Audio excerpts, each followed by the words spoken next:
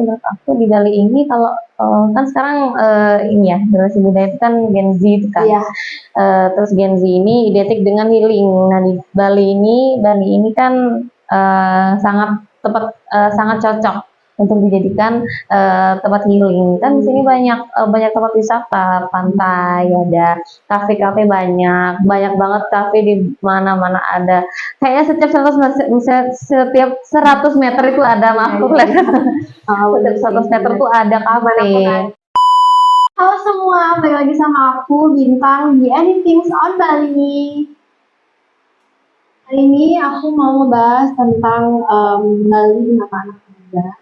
Ya, karena kita tahu sendiri Bali itu nggak cuma sebagai tempat wisata, tapi juga sebagai rumah bagi para generasi muda yang sekarang dan yang mencari jati diri. Nah, kali ini aku ngobrol ditemenin bareng sama temen aku lagi. Hai guys, aku Jenny. Halo, Halo. Nah, kita mau ngebahas tentang Bali di mata anak muda. Kamu kan juga termasuk anak muda ini. Ya, Menurut kamu nih, apa sih yang membuat Bali itu menjadi tempat bagi Gen Z untuk merintis karir atau mulai membuat karya? Karena kan di Bali itu nggak cuma wisatanya aja kan yang bagus, tapi juga karya-karya itu juga wow, terus juga adat-adatnya itu juga sangat-sangat otentik kayak di tempat lain tuh nggak ada gitu. Kamu gimana?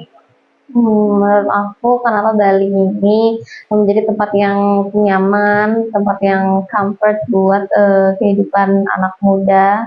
Kenapa anak muda ini bisa memilih Bali sebagai tempat hidupnya di masa remajanya itu. Jadi menurut aku di Bali ini kalau kan sekarang ini ya generasi muda itu kan Gen Z itu kan. Iya.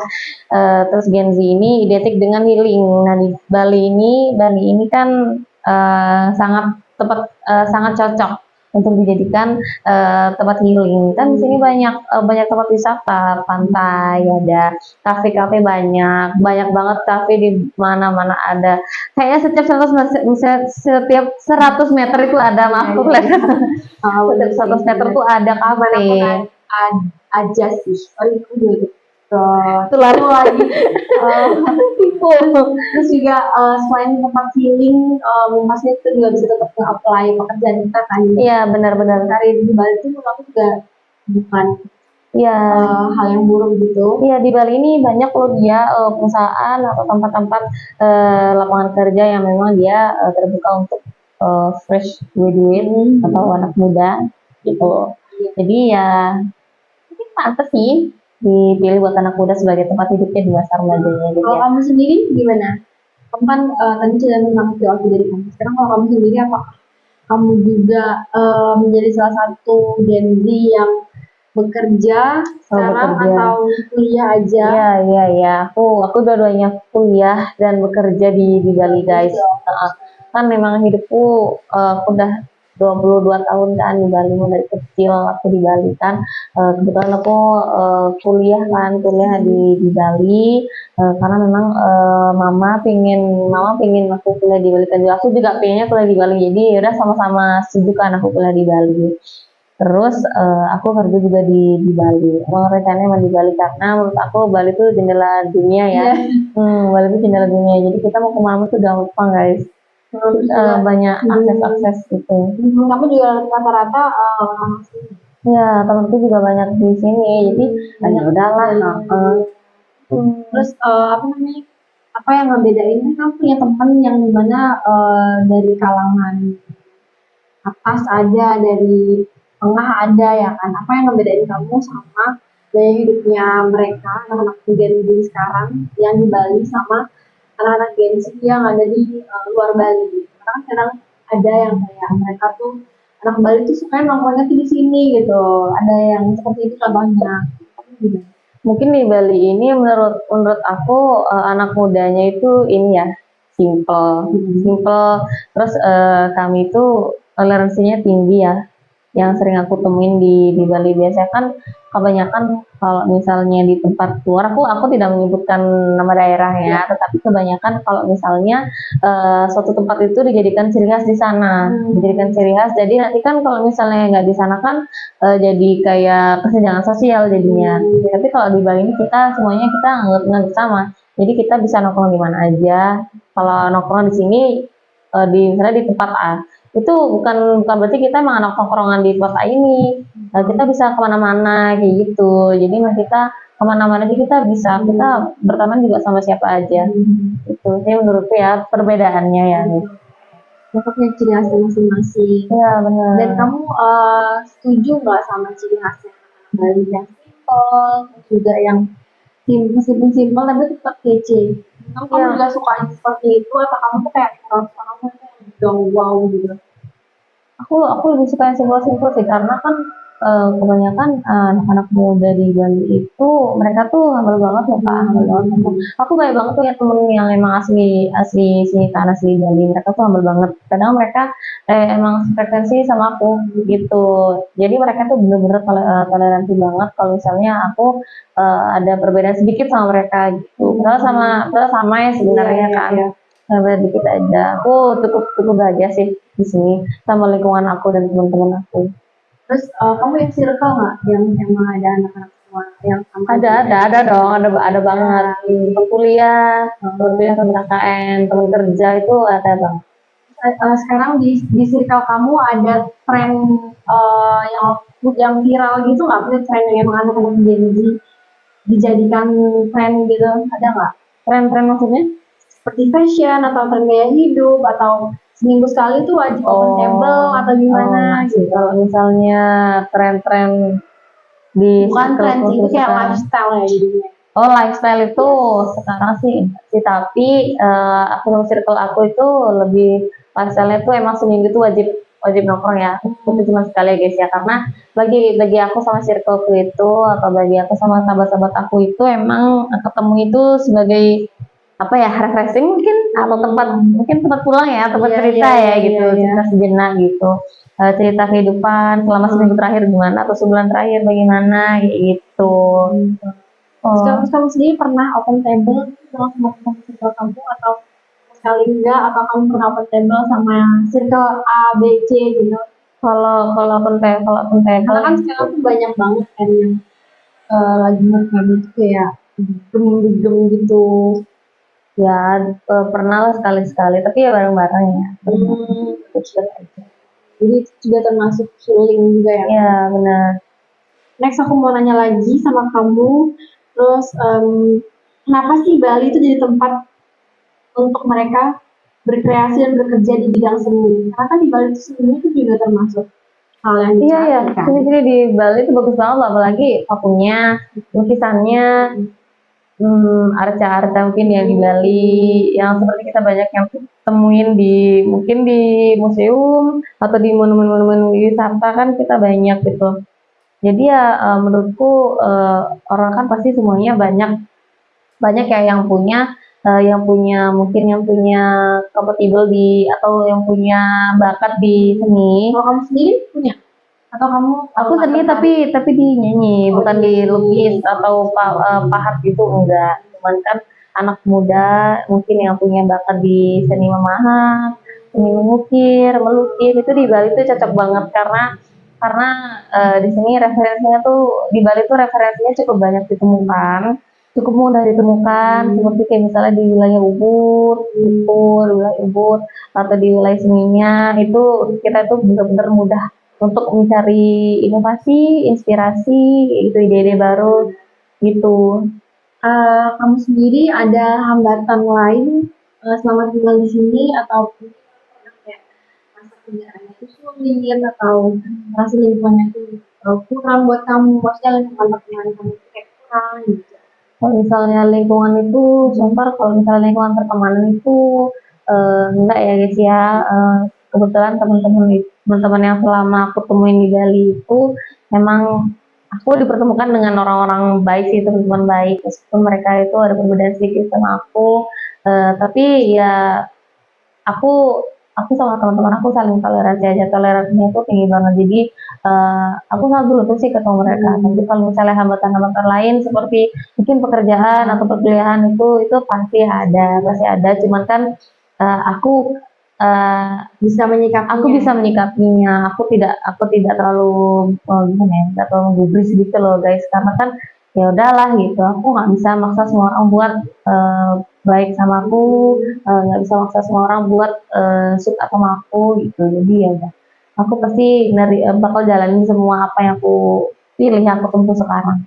Nah, sekarang kan banyak banget nih di Bali pembangunan dari hotel, villa, mall.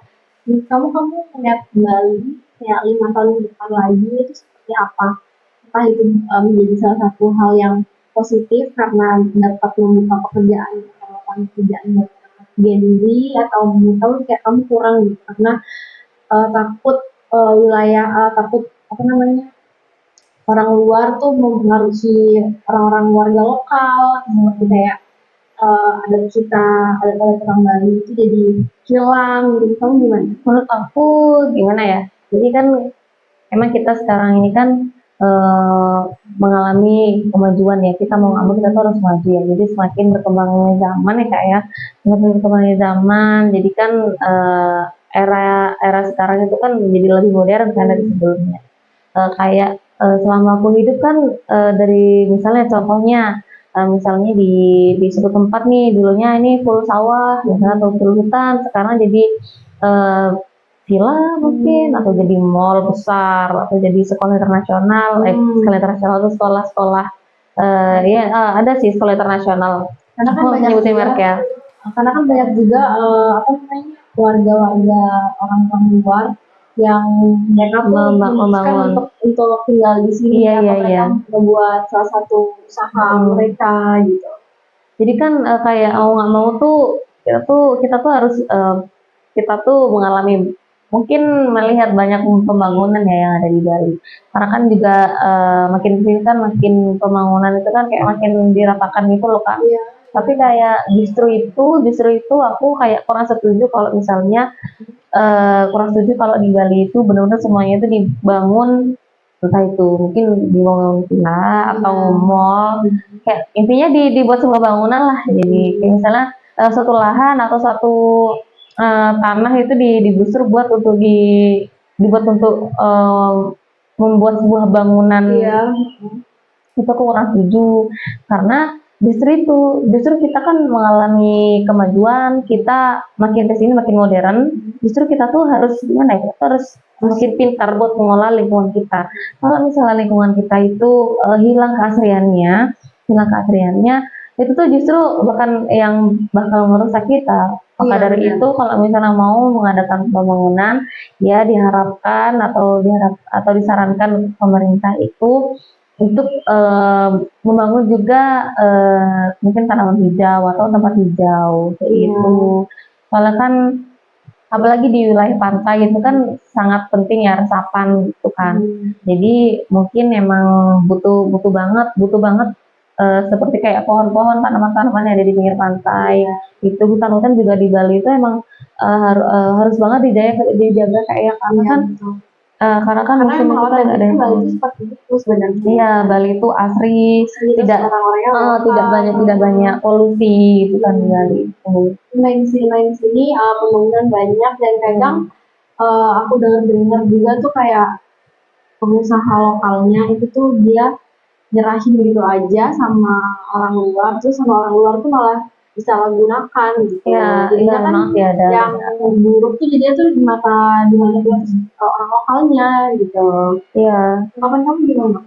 kalau Salah misalnya itu. pembisnis yang seperti itu kan sebenarnya di Bali ini kan eh, yang mempunyai proyek besar atau yang punya eh, proyek-proyek villa itu kan kayak nggak semuanya itu orang lokal kayaknya.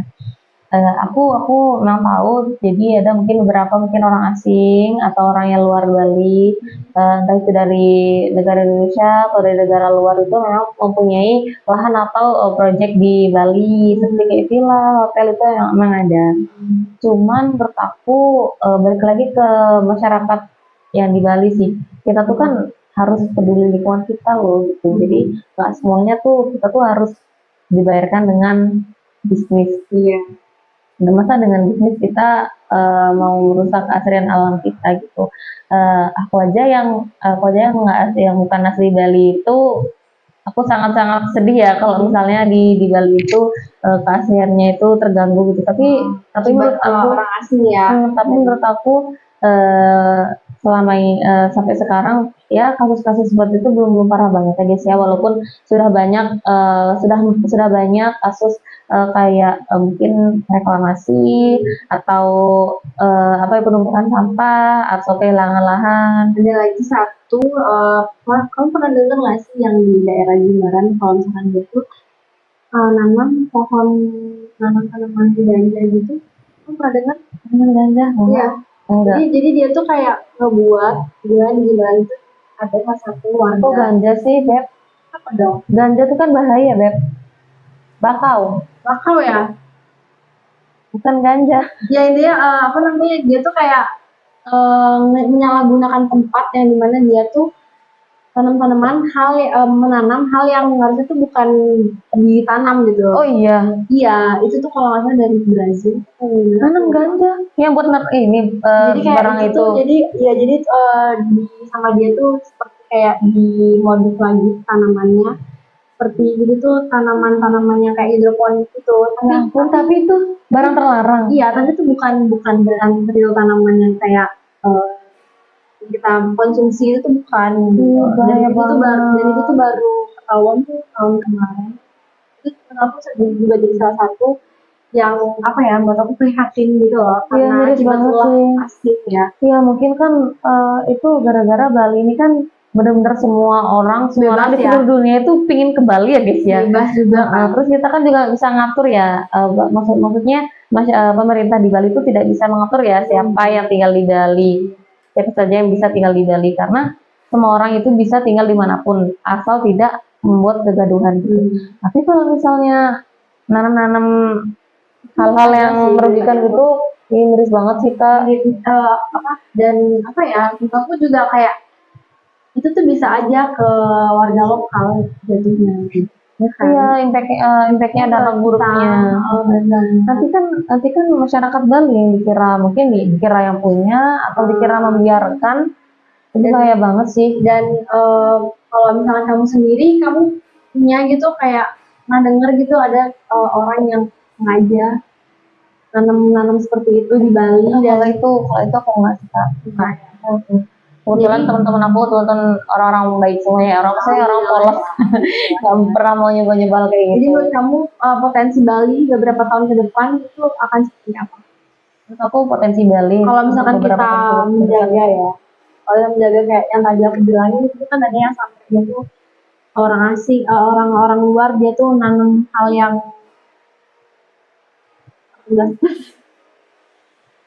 Nah, kalau misalnya ada yang menanam hal seperti itu, ya segera diamankan sih, nggak boleh banget loh guys. Bener.